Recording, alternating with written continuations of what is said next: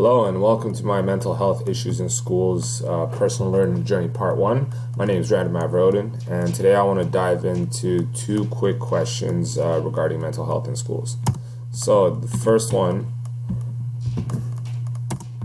is, why are teachers seen as protective factors? So in order to more adequately answer this question, first we have to look at what are protective factors. So in doing a little bit of research, I found risk factors and protective factors, but for the sake of time, I'll only focus on the protective factors. So as you can see, protective factors, there's a couple domains. There's community, family, school, and peer/individual. And a lot of these protective factors, they're essentially things that help buffer young people with high levels of risk factors from developing health and social problems.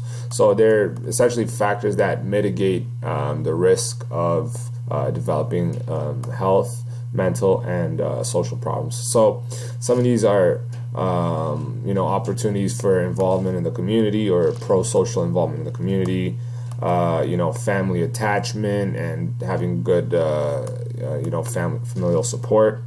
At the school level, there's opportunities for involvement in the school, and at the peer and individual level, they're nurturing, fostering social skills, belief in moral order, emotional control. So the question is, what's the teacher's role in this? So honestly, aside from the family domain, I feel like the teacher plays a role in all other three remaining domains. So in the community, teachers can promote student involvement in the community through various pro-social activities, campaigns. They can use projects that are related to school curriculum that promote student engagement with the community. At the school level, obviously this one's pretty self-explanatory. Teachers have a high impact on what happens at the school levels, and especially for example, running clubs, extracurricular activities, which leads to peer and individual,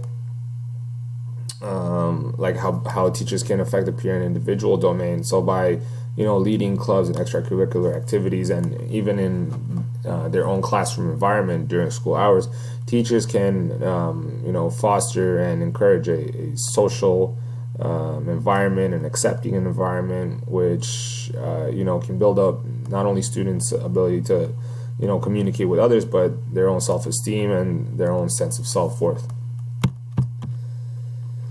How do you define the well-being of your students? So for me right now, as a beginning teacher, one of the things that I'll want to focus on is classroom harmony. I want